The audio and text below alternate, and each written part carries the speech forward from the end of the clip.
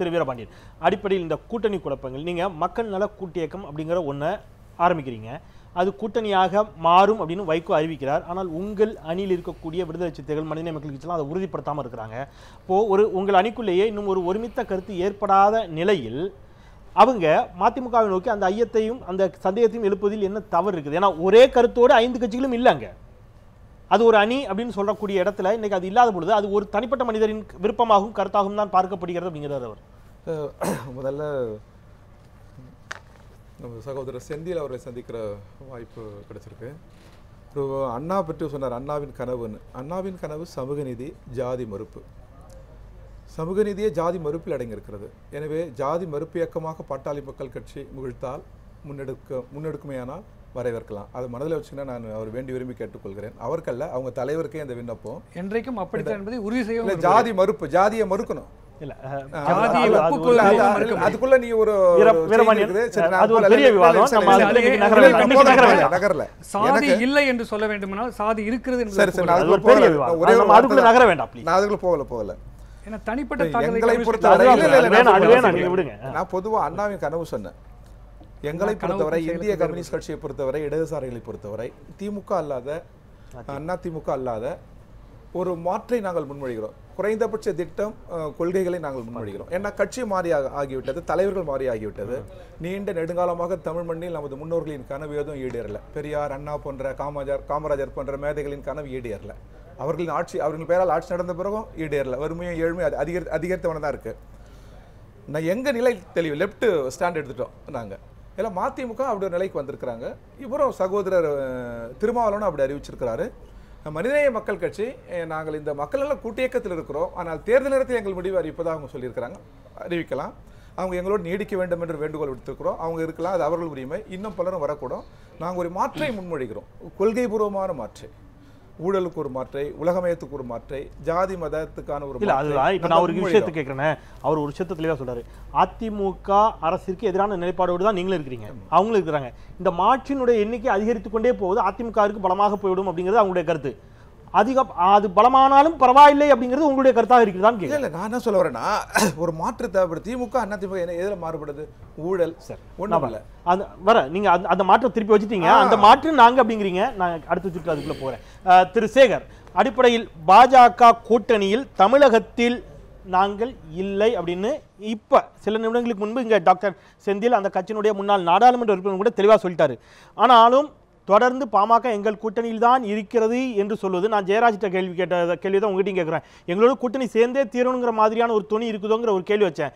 நீங்களும் கூட ஏதோ ஒரு இடத்துல அவங்க இல்லைன்னு சொன்னாலும் இல்லை அவங்க எங்க கூட தான் இருக்கிறாங்கன்னு சொல்ல வேண்டிய அளவிற்கு தமிழக பாஜக பலவீனப்பட்டிருக்கிறது என்று எடுத்துக்கொள்ளலாமா?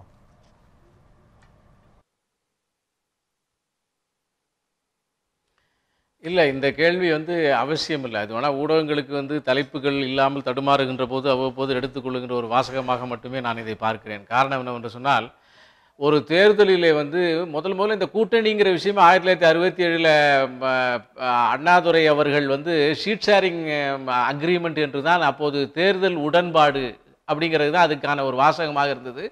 அதற்கு பின்னாலே தினத்தந்தியிலே சீபா ஆதித்யநாத் அவர்கள் தான் இதற்கு கூட்டணிங்கிற வார்த்தையை கொடுத்தார். அரசியலில் பத்திரிகைகள் தான் இதற்கு நாமகரணம் உண்டாக்கியது. ஒரு தேர்தல் முடிந்து அடுத்த தேர்தல் வருகின்ற வரை இடைப்பட்ட காலத்திலே எல்லா கட்சிக்கும் தனித்தனியாக கொள்கைகள் இருக்குது, லட்சியங்கள் இருக்குது, செயல்பாடுகள் இருக்குது. அதையெல்லாம் மூட்டை கட்டி வச்சுக்கிட்டு ஒரு காமன் மினிமம் ப்ரோக்ராங்கிற முறையில் அவர்கள் தேர்தல் உடன்பாடோடு போட்டியிடுகிறார்கள்.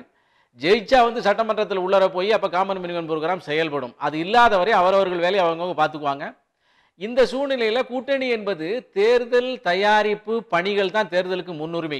அந்த பணிகளை தான் நாங்கள் 38 கமிட்டி போட்டு இப்போ ஆரம்பிச்சிருக்கோம். அதனுடைய கடைசி வடிவம் தான் தேர்தல் பேச்சுவார்த்தைகள், கூட்டணி. திரு சேகர், நீங்க சொல்றது ஒரு ஆழமான கருத்தை முன்வைக்கிறீங்க. நான் ரொம்ப எளிமையா ஒரு கேள்விக்கு வந்துடுறேன். அவர் சொல்றாரு, இன்றைய தேதியில் இன்னைக்கு இந்த நிமிடம் வரை தமிழக அளவில், மாநில அளவில் பாஜக எங்களோடு அணியில் இல்லை, நாங்களும் அவங்களோட கூட்டணி இல்லைன்னு அவங்க சொல்றாங்க. நீங்க இன்னமும் பாமக எங்கள் அணியில் தான் இருக்கிறது என்று சொல்வது எந்த விதத்தில் சரியாக இருக்கும், முரண்பாடாக இருக்கிறது அப்படிங்கிறதா என்னுடைய கேள்வி.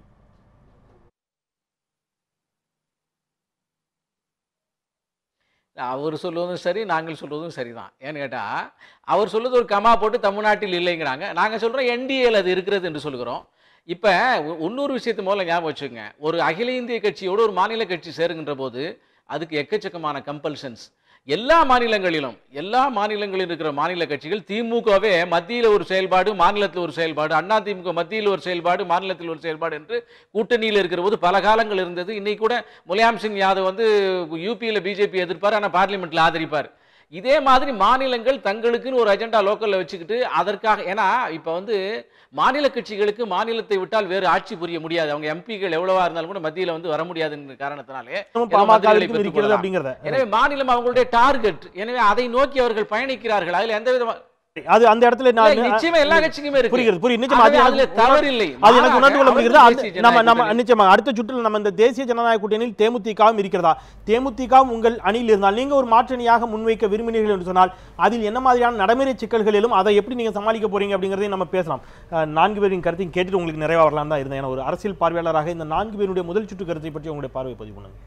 இல்ல இவங்க எல்லா கட்சிகளுமே அவங்க கட்சி பிரதிநிதியா பேசுறாங்க. எல்லாருமே வந்து பெட்டர் ஆப்ஷனை எதிர்பார்ப்பாங்க.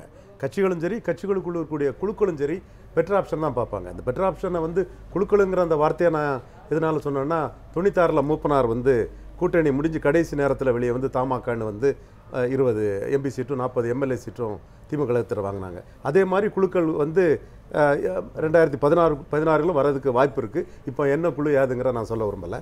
ஸோ இவங்க வந்து 4 பேருமே அவங்க கட்சி நிலைப்பாடுகள் தான் சொன்னாங்க. அவங்க ஒவ்வொருத்தரும் அவங்க நிலைப்பாட்டில் இருந்து அவங்களுக்குள்ள பெட்டர் ஆப்ஷன்ல போயிட்டு இருக்காங்க.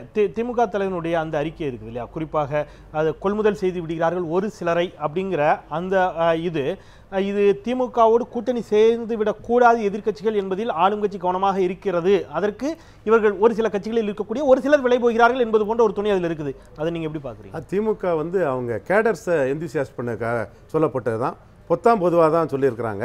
ஒவ்வொரு கட்சி தலைமையும் தன்னோட வியூகம் என்னங்கிறத வெளியே சொல்ல வேண்டிய அவசியம் இல்லை.